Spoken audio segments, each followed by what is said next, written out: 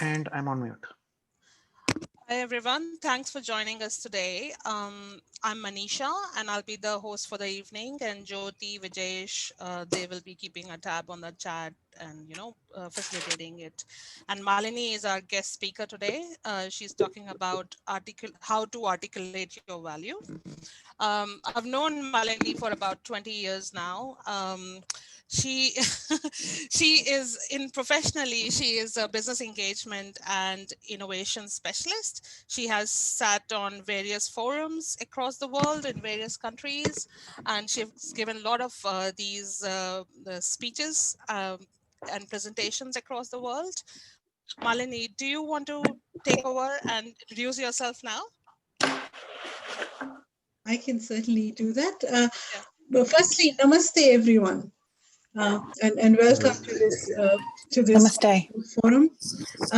I'm joining you from Southeast Melbourne, and I wish to acknowledge the Bunurong people as the traditional owners of the land, and I pay my respects to their elders, past, present, and emerging.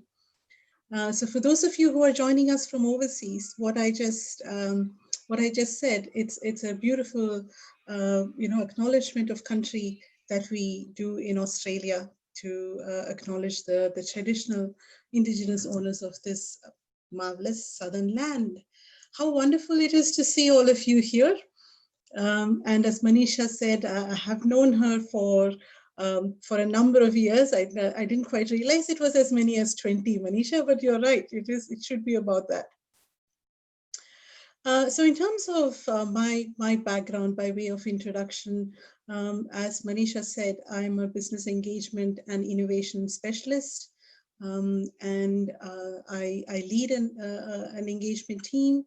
I also operate a practice of my own, providing coaching to individuals and teams.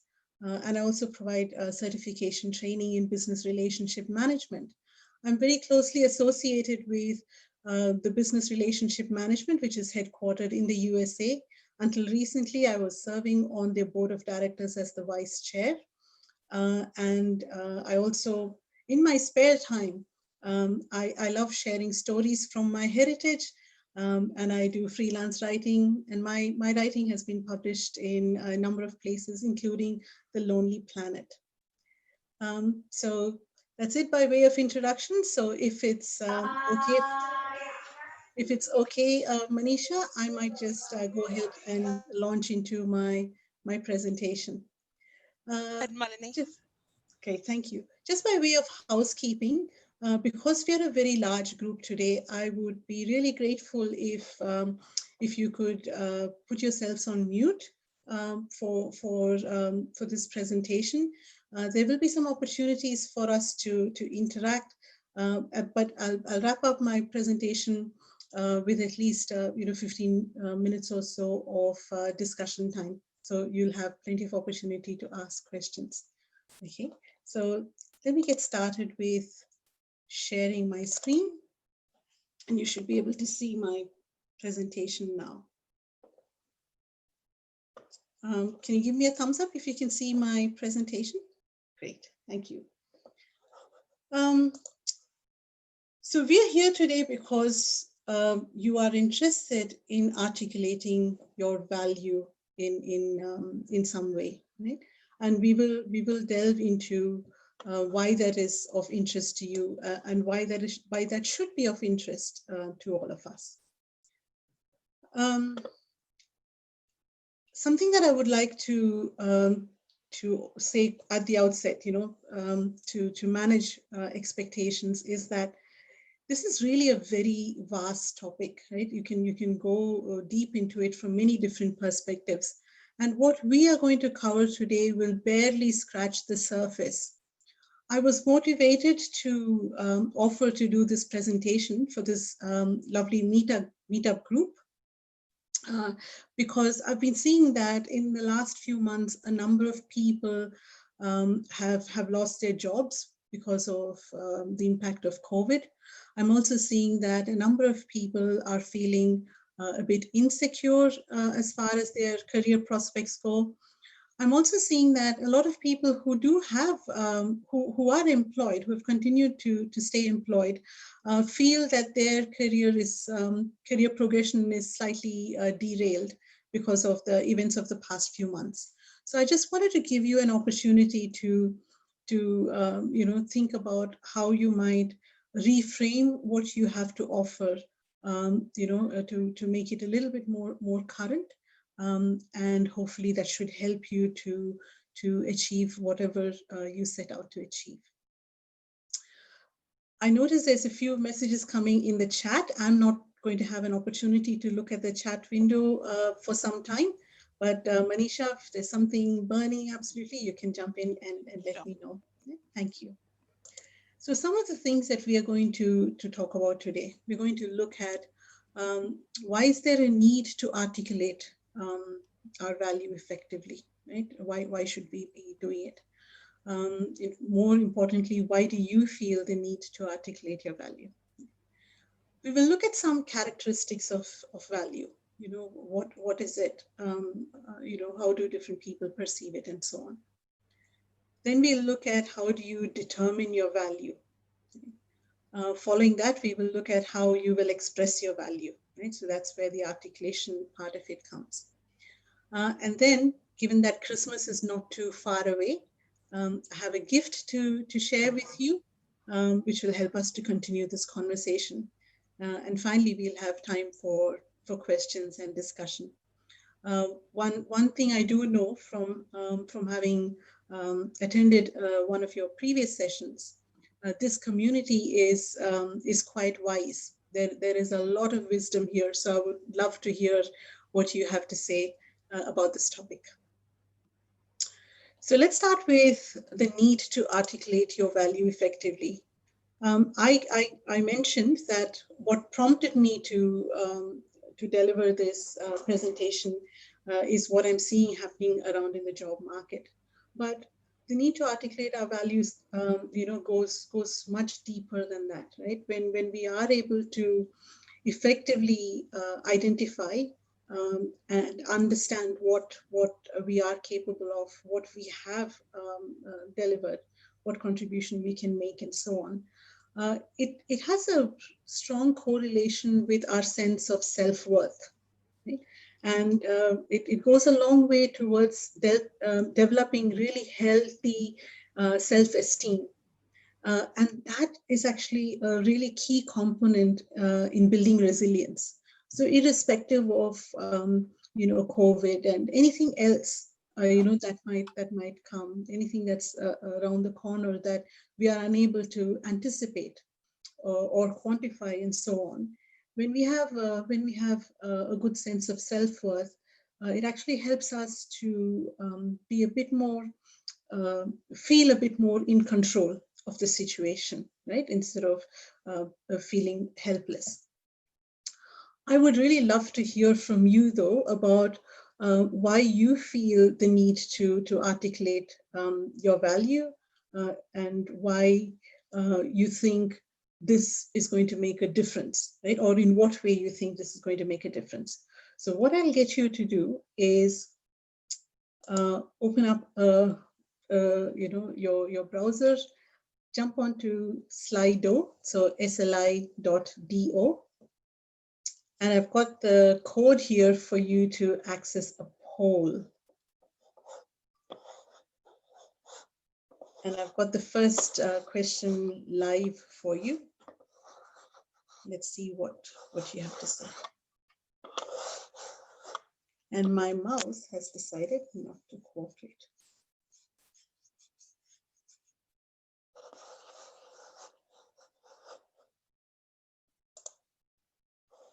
Can you see the first question? Let's see a thumbs up. Great. I can see some responses coming through. Fantastic. So you are interested in how to articulate your value because you want to be compensated for your worth. You think it'll help you present yourself better. Everyone has value because we exist. Why not articulate it? Absolutely. I like that attitude. So you want to help people understand how you'd be able to add value to their outcomes, to negotiate better conditions, You want to position yourself better in interviews and pay rise conversations. Good point. You say that this has not been taught in school, and it's tough to do this in the corporate world. That is such a good point. We're never formally taught how to articulate our value, and it's critical to target the right role at the correct level, etc. Fantastic.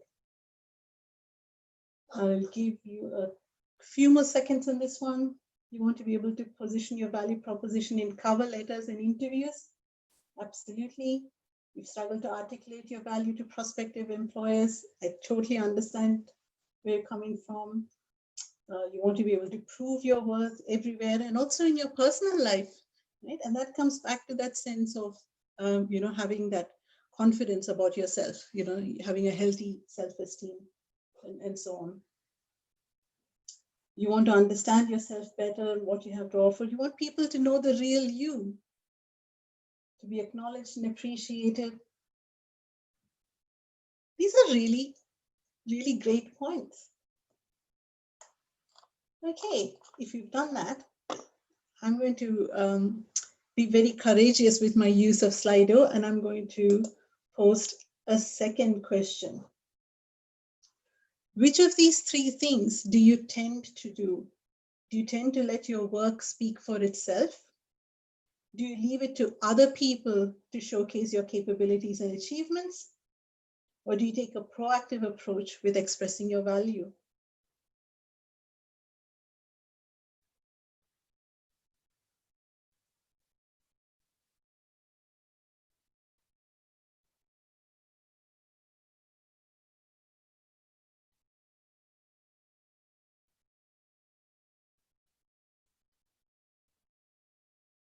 So far, we've got 72 per, okay, 67 now percent saying that you let the week speak for itself. And this spread is actually not uncommon. Whenever I ask this question, typically, we get the majority of persons say that they tend to let their work speak for itself. Okay. As to whether this is the right thing to do or not, we will look at that, explore that in a few minutes. And finally, just to do a little bit of an emotion check, right? When you are required to articulate your value, how does that make you feel? In one or two words, what feeling do you associate with that? So you said that you feel you want to perform better in interviews. Okay, so we're seeing a mix of emotions, right? So we're seeing some people feel pressured, some are uncomfortable, some are confident, some feel that there's a loss of, loss of words, and it's uncomfortable. It is, because blowing your own trumpet is not a very comfortable thing to do. And that's what it often feels like when you have to articulate your value. It's almost, I would say it's almost embarrassing to talk about, what you bring and how good you are and so on. I'm glad that some people feel that it's exciting. That's good. But you can see that overall, the majority of the words tend towards less comfortable or positive emotions, right? And some people feel anxious, some people feel they're being scrutinized, some people feel they're being put on the spot, and so on. So there's a mix of emotions there.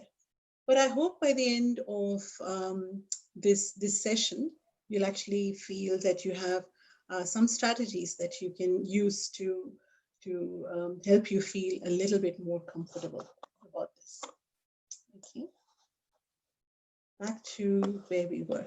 So the need to articulate our value effectively, ultimately it comes down to, a better sense of or a better understanding of who we are and what we have to offer, right?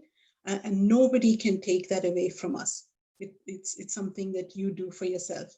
But the other reason, equally important, is that it helps you to attract the right opportunities. If you are able to present yourself really well, then it becomes a lot easier for the right opportunities to actually come your way. I often find, as a, when I'm in a role of a hiring manager, I see some candidates who have a lot of potential and who have quite a lot of capability sometimes miss out on good opportunities because they've not been able to present themselves really well, right? And sometimes what we do in our nervousness and in the pressure of the situation, we sort of hold back, right? It might be because, like you said, it's uncomfortable, you feel embarrassed, and so on. And what you end up doing in that process is you leave it to someone else to connect the dots, okay, between what you have to offer and what the opportunity actually demands. And the moment you put the keys to your future in someone else's pocket in that way, you're giving up some power. Okay, so being able to articulate your value effectively is hugely empowering. So we are going to then now talk about, what is value, right? Or how can we characterize value, break it down into some bits that we can then do something about. There are, as I said, there are multiple ways of looking at value. It's not a very easy topic. Value is intangible, right? And that's one of the things that makes it really, really hard to articulate. But if we can keep, I'm going to talk about 3 things that you can keep in mind. And if you consider those things, it'll actually help you. It'll give you, some sort of basis for, starting to articulate your value better. The first of these things is perspective. Okay.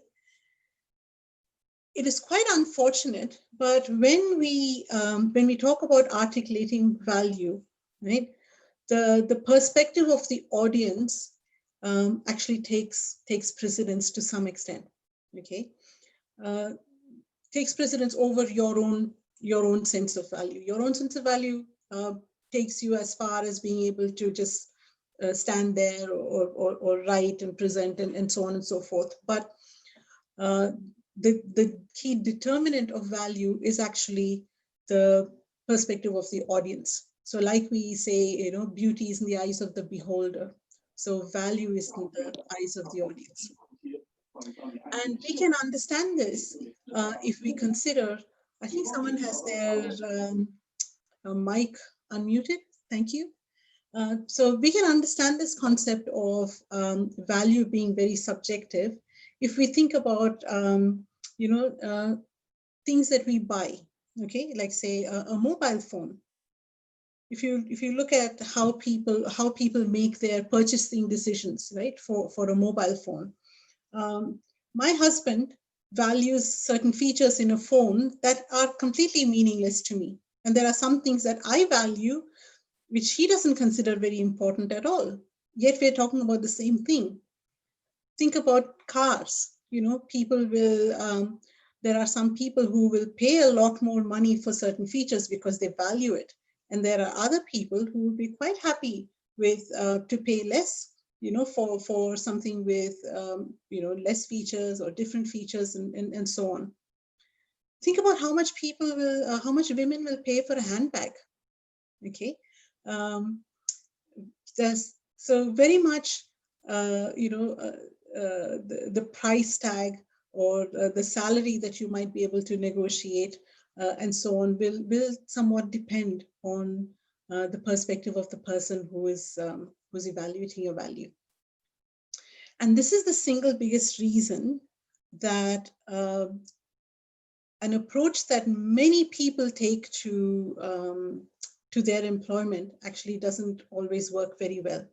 What I see when people are job hunting, they create a resume, they create a standard cover letter, and then they just submit that to at every opportunity that they get. So it might be against job ads, it might be to recruiters, and so on and so forth. That approach is a bit, it's like a spray and pray approach, right? You just spray everywhere. You've got a standard thing, you spray everywhere, and then you pray and you actually hope that that's going to work. If you're, it might work, okay, and it'll have limited effectiveness. If you are really looking for senior positions, if you're looking to progress in your career and so on, you have to be able to look at what is it that you have to offer in the context of that particular opportunity that is, in front of you. So it does make the employment, the job hunting process a lot more effort intensive. Like you have to keep customizing your application. But if you start doing that, what you will find is you might actually end up narrowing down the number of opportunities that you actually apply for, but your applications will actually be much more effective, and therefore your chance of gaining employment will actually be higher. The second aspect to consider in terms of characterizing value is the fact that value has a correlation with time. Value changes with time. Okay, it is not a static thing. What was valuable previously may no longer hold that same value. So, in our context, at this point in time, things that were perhaps, considered very useful traits in an employee in the pre-COVID days might no longer apply. Okay, today the emphasis is much more on adaptability and flexibility and being able to work remotely and so on and so forth. Being able to work well with a virtual team and so on, which may not have been so much of a consideration for many roles in the past, right? So you need to be able to frame your value in the context of the present time. The third aspect, and this is the one that often doesn't get very much of airtime, is the fact that our notion, okay, of what is good, what is right, our preferences, and so on, are informed by the culture or cultures that we are exposed to. So in my own case, I was brought up in India for the most part of my life. I did my high school in Singapore, and then I've been living in Australia for nearly 26 years. I've been here for most of my adult life. And what I notice is, the sort of things about me, about my skills and experience that might be valuable in the Indian context or in the context of Singapore might not be the things that is valued necessarily in Australia, right? A lot of it has to do with our preferences for how we work, our attitude to risk and so on. And these are all things that are informed by culture. And this alone is actually a huge topic by itself.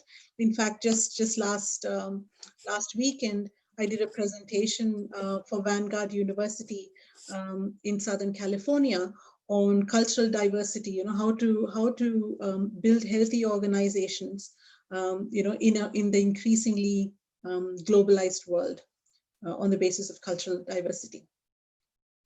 So something also to bear in mind that culture is not just national culture, right? So there's also organizational culture. So what is valued in one organization might not be valued in another organization. What is valued in one industry might not be valued as much in another industry. And so think about different professions, right? So some things that, that might be valued in a certain profession might not be viewed in the same way in another one. And that's not to say that one is good or bad, one is better than the other, and so on. It's just that they are different. So the more aware that we are, more awareness that we have of these cultural factors, you can take that into consideration when you're actually articulating your value, right? Because you have to consider the cultural context in which your audience is in. So let's have a quick go at articulating your value. Okay, so what I would suggest is Think of an achievement, okay, something in the recent past, maybe in the last 12 to 24 months, something that you feel really showcases your value. And just write down, on a sheet of paper or on your computer or somewhere, just to, create 3 to 4 bullet points, okay, and describe your value. Use that achievement or whatever that experience was. And just use keywords, because we don't have time for you to write complete sentences. Just have a go at writing that. This is just for yourself. You don't need to share it with us. Just write it down. Okay, I'll give you a couple of minutes for that. So you're thinking of an achievement, that you feel particularly proud of, and that really showcases your value, and you describe that in 3 to 4 bullet points.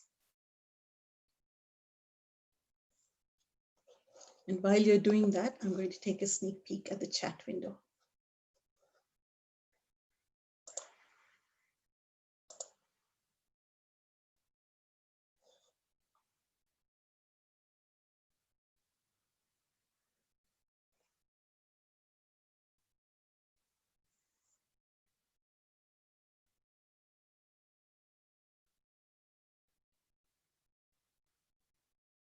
Just use a few words here and there so that you can just get through this.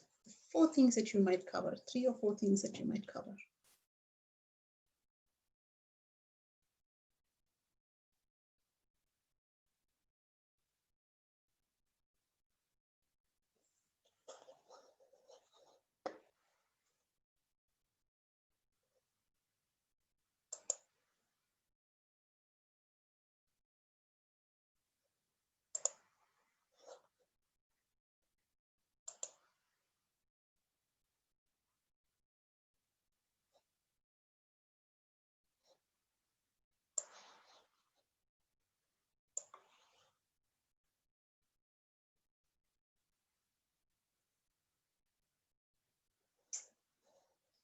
Okay.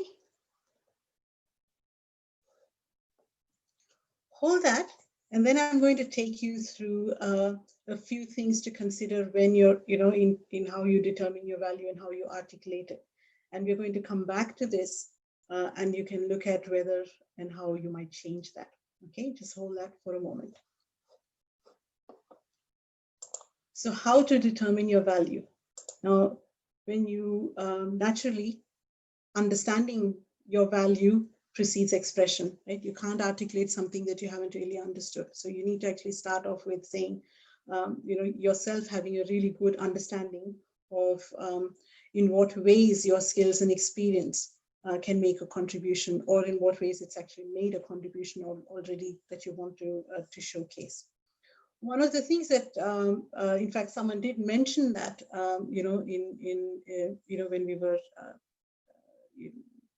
when we were doing the Slido exercise activity a few minutes ago, someone mentioned unique value proposition, right? So now unique value proposition is about articulating your value in such a way that it actually sets you apart from other people. So what is unique about you? You can express your value without it necessarily being unique, right? So you can just say, this is my value, this is how I create value, and so on. And it doesn't always have to be unique. In some cases, it is good to make it unique so that you're actually distinguishing yourself from the other contenders. So that might be a really good thing to do when you are applying for a role, or if you operate a business and you want to sort of showcase how what you have to offer is different from everyone else. If you're trying to express your or if and when you're trying to express your value, irrespective of whether you're doing it in a generalist way or you're doing it as part of your narrative for your unique value proposition, always remember to play to your strengths, right? So each one of us has strengths, and we also have some blind spots. We need to be aware of our blind spots because we need to actively make sure that they don't undermine our strengths, right?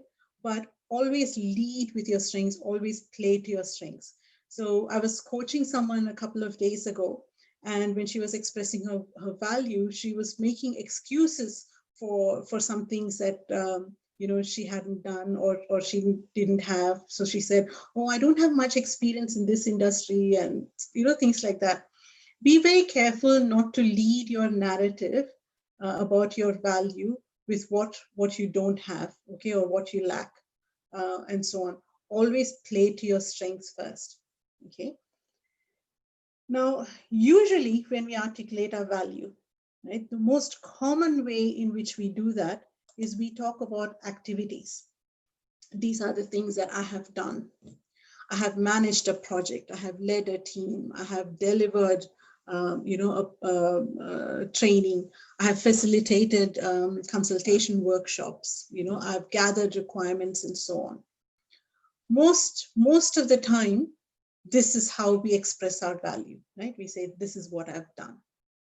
Now, activities are really useful, right? They're a very useful thing to note. But what you need to understand is that activities are about, they tell us how you went about achieving value.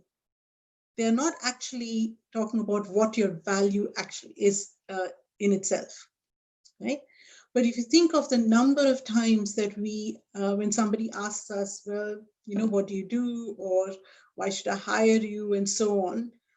We always sort of give them almost like a rundown of, these are all the things that I've been doing in the past few years, and it's almost always activities, right? Another common way of expressing our value is in terms of artifacts. Okay, these are the documents I've prepared. I've drafted business requirements documents. I've drafted, project plans. I've delivered products. I've implemented a system. These are also very useful, okay, because they are tangible. So they're probably marginally better than the activities. But again, by themselves, they do not showcase your value. So if you now look at the the 3 or 4 sentences that you had written out, are they tending towards activities? Do you think they're tending towards artifacts? Right? If you haven't mentioned artifacts and activities too much, okay, I'm hoping that you focused on impact, right? Because that is by far the best way to determine the value that you have contributed, okay, or the value that you have made. You've produced some activity, or you've produced some artifacts. You've done some activity. So what, right? If you can answer that question and you can answer that in a very compelling and convincing way, then you are well on the road to articulating your value really well. In the lean methodology, and you might be familiar with lean and Six Sigma, right? One of the tools that we use is called 5 whys. To get to the root of a problem or an opportunity, you ask why 5 times, like in quick succession. And when you do that, you get to, by the time you get to the 5th why, you get to the root underlying cause of a problem. So in a similar way, I would encourage you, for everything that you have written down, those 3 to 4 bullet points, ask, so what? You'll get an answer. Okay, so then you ask, so what, of that answer again. So if you keep asking so what multiple times, you will eventually come up with a statement that's actually quite compelling. So in other words, what difference have you made to your organization, your colleagues, right? It could be, think broadly about that. So a lot of times when we talk about, when we think about the impact we make, we might say, oh, I delivered a project, and so the system was able to go live, for example. But sometimes the impact that we have can be far-reaching in multiple ways, right? So for example, maybe the way you went about delivering that project, you actually really made you adopted a different way to collaboration, right? And as a consequence of that, Many people who might otherwise have been ignored have been given a voice. And you've been able to evolve the culture of your organization in terms of how well it actually invites opinion from different perspectives and so on, right? So think very broadly about your impact. Think about what are the things that the various people um, whom you've been engaging with or whom you've been involved with in the course of your work. How would they perceive your impact if you were to ask them this question, right? Um, my effort, what difference has that made? As far as you're concerned, what are they likely to say about you, right? And you use that to inform your narrative. Now, when it comes to expressing your value, so once you understand it, of course, the next step is expressing your value, right? And if you can emphasize impact, and then you talk about artifacts and activities in order to throw a little bit more, shed more light on how you achieve that impact. So keep them only in the how space, not the what space, right? One of the tools or one of the frameworks that's very popular is STAR, and I think many of you would be familiar with it, right? So how to, if you're an interview, how do you actually answer questions? STAR is a really popular methodology. So STAR stands for situation, task, action, and result. I often find that STAR is actually not particularly effective, right? Especially when when people might be feeling a bit under pressure. They'd often spend a lot of time on describing the situation and the task. They might spend a lot more time on the action, very little on the actual result, right? So what I would suggest as an alternative framework, which I find is really helpful, and I recommend it to a lot of people, and they have also been, saying that it's been quite transformative for them to use, is this framework called SWARA.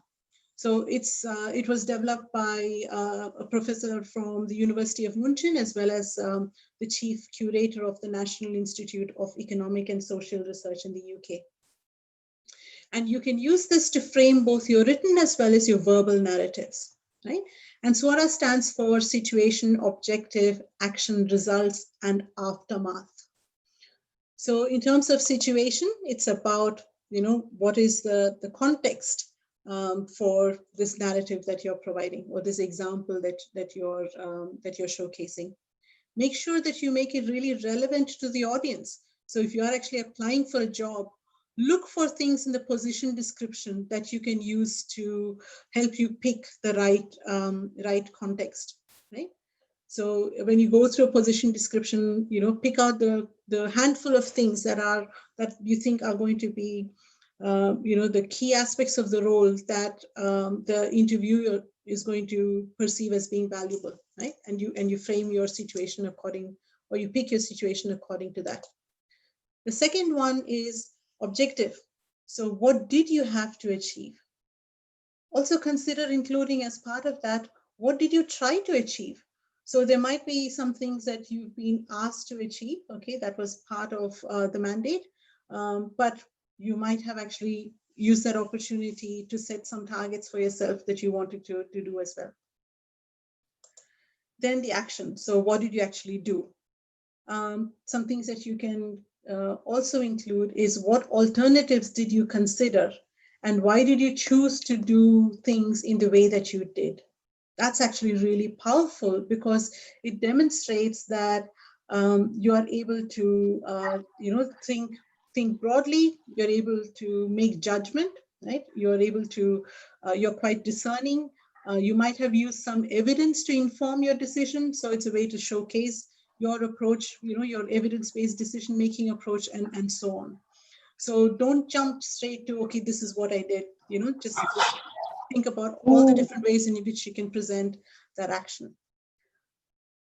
Then it comes to results. So what was the outcome of your actions, right? So how, what did you actually achieve? What difference did it make to the organization? What difference did it make to your colleagues?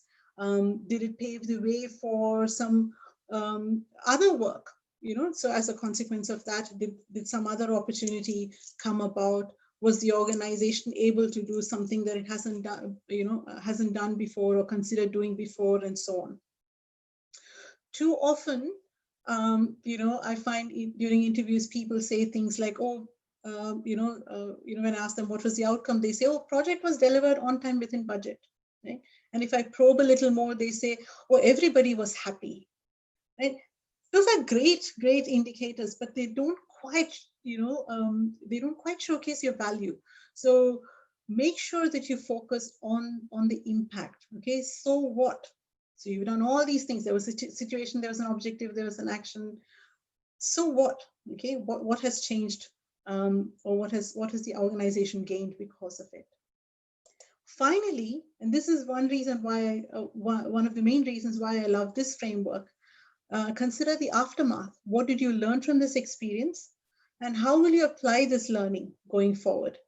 In particular, relate it to, if you're in an interview, relate how you will apply this learning to this new position that you have just, that you're being recruited for.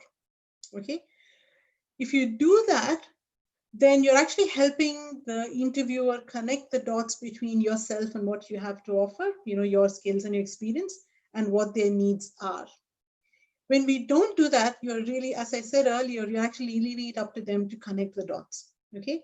So make sure that you always include, it doesn't have to be very long. It can simply be one sentence, and make sure that you actually say that. Okay. Because of this experience, this is what I've learned. It doesn't have to be something new that you've learned. It can be something that has been validated for you, so you feel more confident about how you manage projects, or how you can do something in a particular context, and so on and so forth. Always relate your learning to the needs of the audience that you are currently facing. It goes without saying that articulating your value effectively comes only through practice. So the more you do it, you get better at it. So one of the questions that I asked was about, how do you, what's your tendency? How do you do it? Do you actually let your work speak for itself? Majority of you said that you did. So I would suggest that you need to actually start looking at ways in which you can, articulate your value. It's wonderful when other people showcase your value. Social proof is really very good, but you also need to, you can't rely on social proof alone. You actually need to, actively find opportunities to articulate your value across every channel that you have access to. And social media is a wonderful way of doing that. So, for example, many professionals use LinkedIn. You could use LinkedIn as a platform to get some practice in articulating your value. It doesn't have to be, you don't have to be looking for a job, but you could actually, start talking about something that you've learned, something that you've done, and so on. For those of you who find it really uncomfortable to talk about yourself and your achievements, a really simple way of getting comfortable is by giving feedback to other people generously, right? When we shine the light on other people's achievements, we find slowly we'll actually start getting more confidence in our own voice, and you'll be able to start start sharing your own contributions more confidently. So if you attend a presentation, jump on LinkedIn, give some positive feedback. If you worked with somebody, give them some feedback.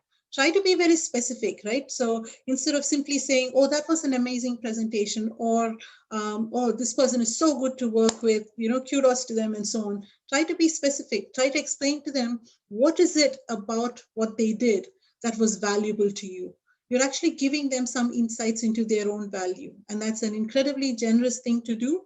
And you'll find that when you think about how you want to express their value, you're actually learning more about yourself that you can use. So unfortunately, we don't have very much time today to go much deeper into this, but I would love to continue the conversation with you.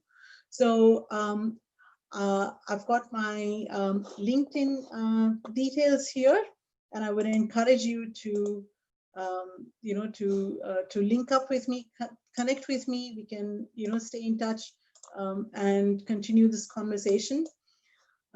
Also, I am offering a complimentary one-on-one coaching for persons who are attending this meetup. Right, it includes some pre-work, so jump onto my online calendar and book a time for yourself. Allow at least a few days between now and your session, because when you make your booking, I'll send you some pre-work. It's going to take you about 30 to 40 minutes to do that. It includes a strengths assessment as well as a few other questions. That will then help me to, I'll get a better understanding of your goals and what your needs are.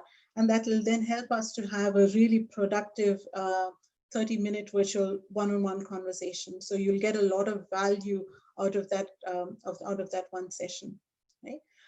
Also, if you'd like me to come and speak with your team, if you are looking for someone to come and just have a chat about how your team can articulate its value or improve its branding and so on, please feel free to reach out to me via LinkedIn.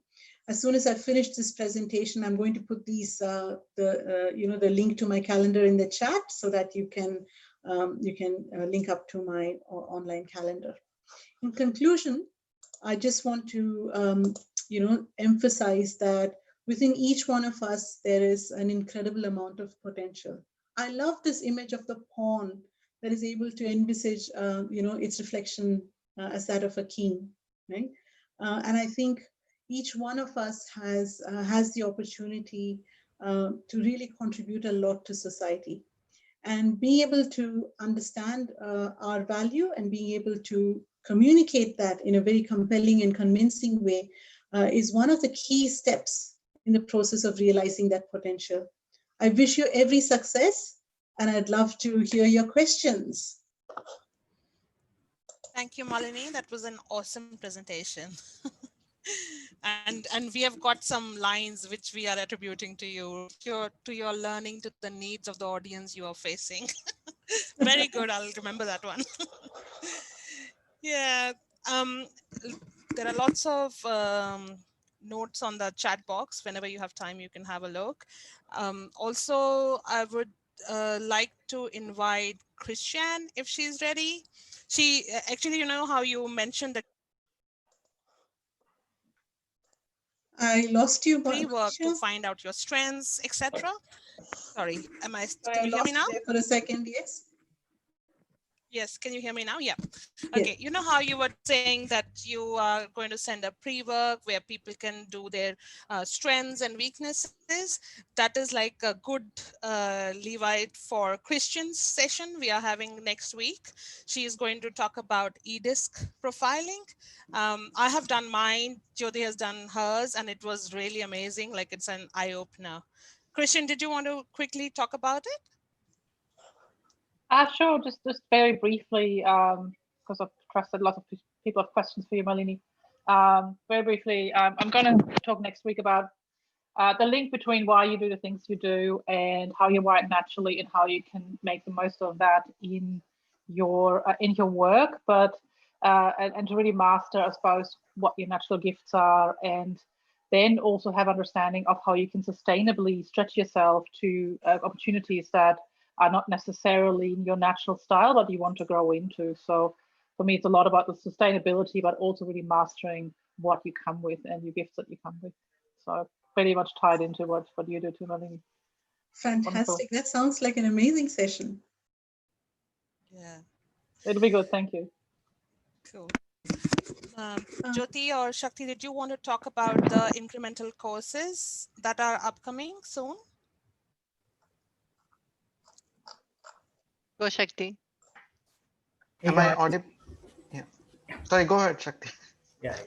Thanks a lot for just the questions and the kind of conversation that was happening. That was fantastic. Thanks a lot, Malini. Again, from Incremental, I want to give a warm, again, thanks to Malini and everybody who joined in.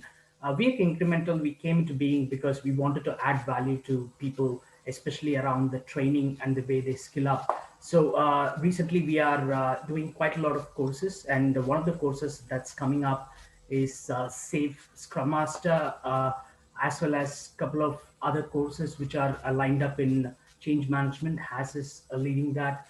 Along with that, we have quite a lot of meetups where we are adding value. So I'll invite you to go on to our website, which is just popped up, and see if there is anything that you feel it might add value to where you're going in your journey. There's a LinkedIn as well. Also, we'll be posting this in our YouTube space. So feel free, if there is something you might have missed out, you can rewatch. But Vijesh, is there anything additional you'd like to add on? Am I audible? Am I audible? I guess so. Yeah. I have just posted all the links to our social media channels, and I am just missing the YouTube one, which I'll be posting right now. And you can also see all the previous videos that we have of all the meetups we have had in the last 1 month, I guess. And we'll be posting this one session also there, so that you can rewatch it. We have a lot of upcoming safe courses going to happen in the next month. So all of them are updated on our incremental website.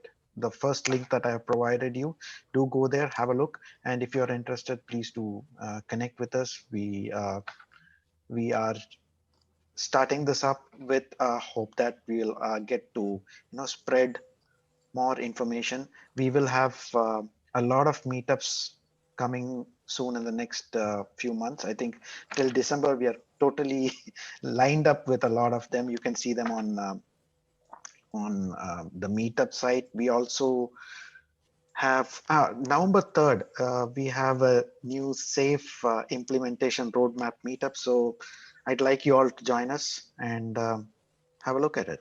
Awesome. And guys, I do know that this is hard times sometimes for people going through COVID. So in case you are personally affected, but still want to skill up to contribute back and increase your resume, connect with us individually. We'll see how we might be able to serve you on that. With that also, again, I know that we are closing 7, but opening up to questions, is there anything which you might like to pop in the chat or something you'd like to ask? This is a good opportunity where Malini is there. We have, as Malini mentioned, a lot of people over here who might be able to add value. Yeah, let's do it. I've been waiting. I've got a question, Malini. By the way, I just wanted to say, Bhas, before you get started, I've popped in the link to my, in the chat window, I've popped in the link to my online calendar as well as LinkedIn. Okay, so feel free to copy from that. And thank you very much to the Incremental Learning, wonderful team, fantastic support, and what a great platform. Over to you, Haz. And I think Haz, I've known you for at least 10 years now. Has it been 10 years? Wow. Nearly, I think, at least must be 7 or 8. So, okay. Yeah. Wow. Time goes. I used to have more hair back then, right? And look, I've got 2 kids now. The younger one is right here behind me. I don't know if you can see him. He's right here. Oh, lovely. Yeah. Okay, so what's your question? All right, so the question is, with the presentation, when you were talking about how people fail to lead with impacts and they start talking more about the stuff they've done rather than the impact it's had on others and the business they work for. And I'm guessing this comes from your experience being the interviewer to a lot of people. So they're coming in to apply for a job. You're the interviewer. You're on the other side.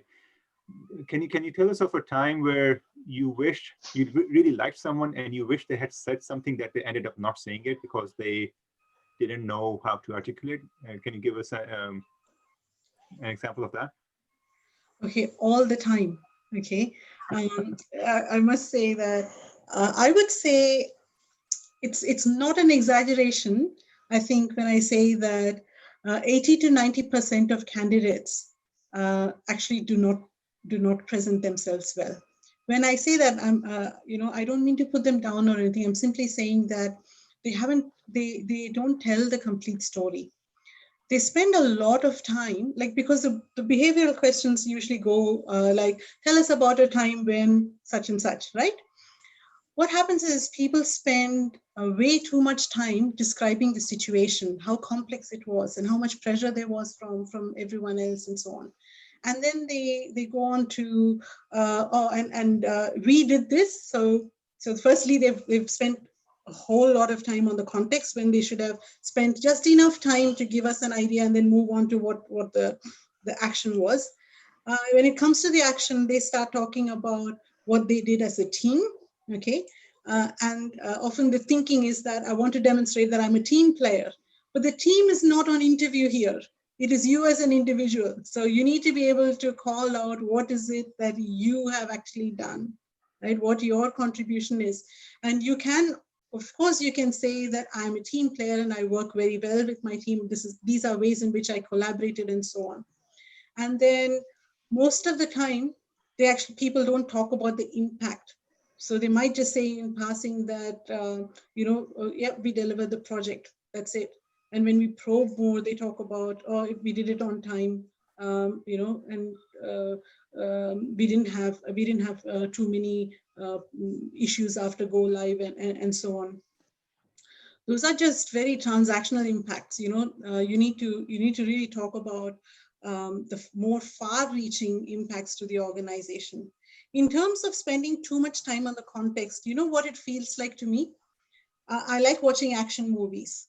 In fact, I would say I don't have a choice. My husband loves action movies, so I have no choice. I watch them, and I've learned to like them. So if you think of a movie like, say, Mission Impossible, the Mission Impossible series, how, if you look at the craft of movie making, it's actually really fascinating. Notice how they very quickly, very early on, create that sense of urgency and complexity and all that about a situation, right?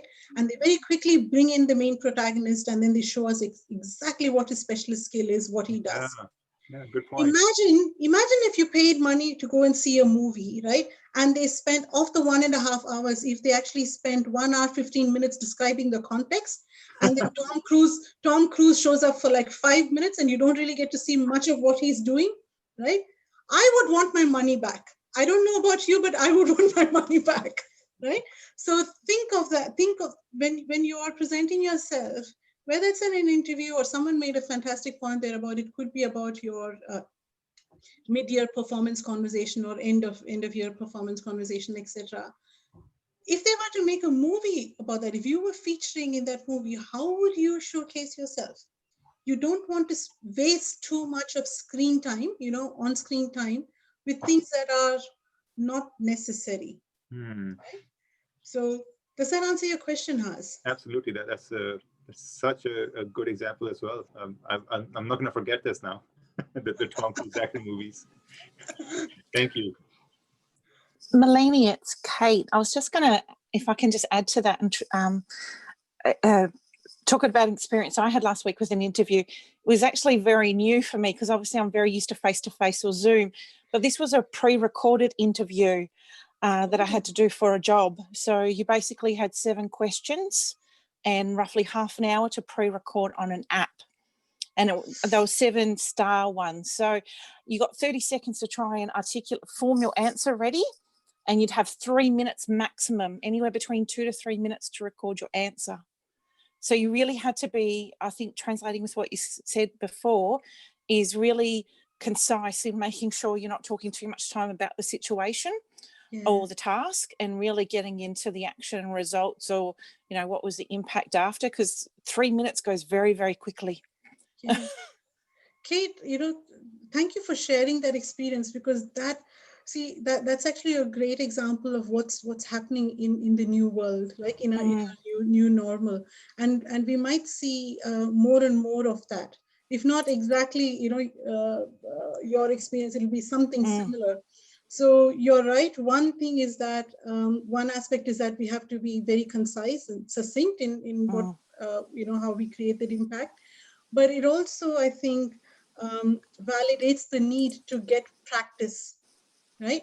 Because you're not going to be able to, most of us, okay, I'm not saying that nobody will be able to do it, but for most of us, it's actually going to be incredibly challenging to suddenly start doing that, right? Oh, absolutely, because there's no two-way engagement or feedback. You're not seeing someone. You don't get to have a conversation and get that two-way engagement of what is the landscape, the culture, the challenges. You all just got 7 or 8 questions at 2 or 3 minutes each to sell yourself. Yeah.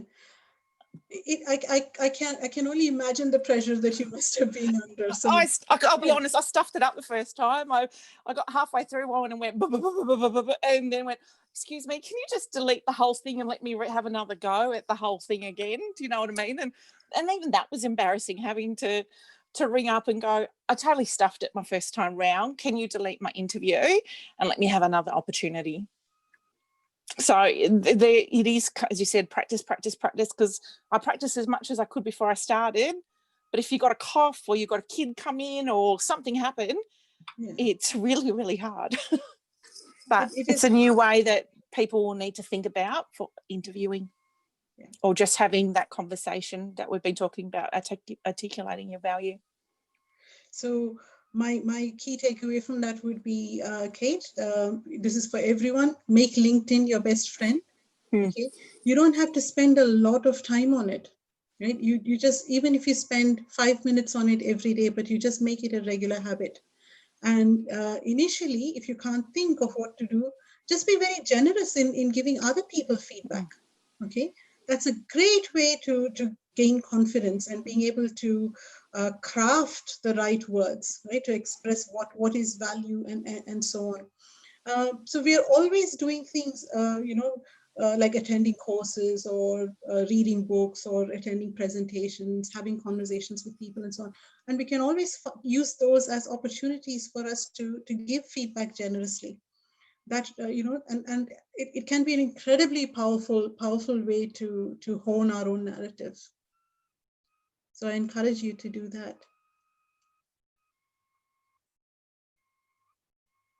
Awesome, guys. Any other questions which you'd like to ask before, again, once it is officially I'm closing, if you'd like to stay back and talk, we will still do that for a couple of minutes.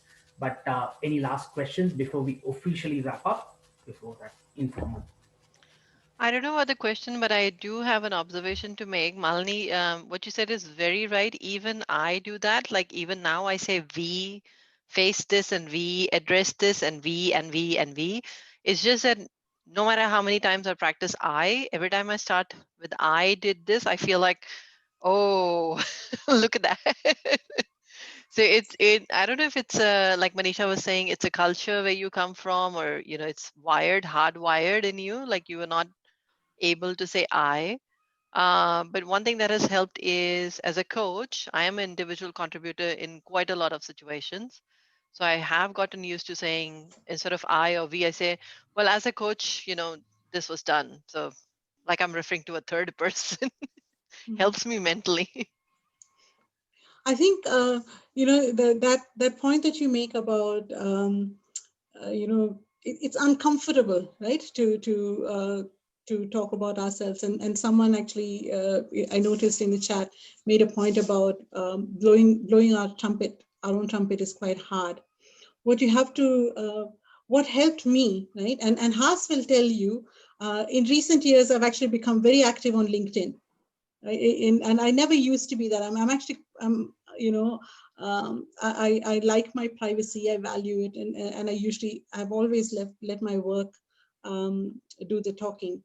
But what I have, one thing that has helped me, become better at this, is by recognizing that when we articulate our value, we are not showing off, we are showcasing. Okay, so, and we are showing up. Okay, so here's a platform and you're showing up there. You're actually stepping into the field, if you like, right? You're not just a spectator, you're actually showing up in the game. So stop thinking about it as showing off. Think of it as, showcasing and showing up. And once you start doing that, the level of discomfort will decrease. What a beautiful thought. Thank you so much. I just love this meetup group. This is the second time I'm here, and I think Jyoti has done a marvelous job of initiating this community. And I can see that Manisha and Shakti and Vijesh and everyone are all supporting. If I've missed anyone out, please forgive me. I'm still getting getting to know everyone. But it's been an absolutely wonderful conversation. So thank you so much. Thanks a lot, Malini. Thank you very much. Again, I think we must have one more session on how to craft metaphors. I think you're doing that beautifully, naturally. So, yeah. Oh my God. Thank you, Malini. Thanks, Malini. Thank you, Hey, guys. and I am doing a meetup on 3rd of November along with 4 other Safe Agile coaches. In any case, anyone interested or know anyone who would be interested, please do Cup. It's a Melbourne Cup day. So if you're bored with the races, you'll have lots of funny stories. They are all veterans over there and they have war scars on them. So I've convinced them to come talk to us. So you can see us on 3rd of November and 5th of November, Christiane's e-disc. So looking forward to it. And she's got some, I don't want to call it freebies. What do you have? Discounted stuff for us. Loads of fun. Yeah, I'm talking to you. Yeah, I've got some freebies, definitely. She's got freebies. November has shaped up to be month of the women. I was just talking to Christiane the other day. We have 3 women speakers lined up, right, Vijesh? And all brilliant, right? believe so, yes. Christiane Yeah. has her own business. Isabel is an author. You guys will love Isabel Wu.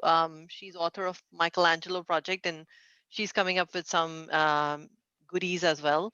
And Emma is also coming in November. So you guys will love talking and listening to them. They all have a different perspective. So stay tuned. Andrew, you've got 2 more minutes. Lots of new. Yeah, sorry. Go ahead. Sorry, Vijesh. No, I was just mentioning, as you said, there are lots of new talks going to happen in the next few weeks. Just watch out for Thursdays and the occasional holidays, the public holidays, where we do have something or the other for you, so that you don't get bored.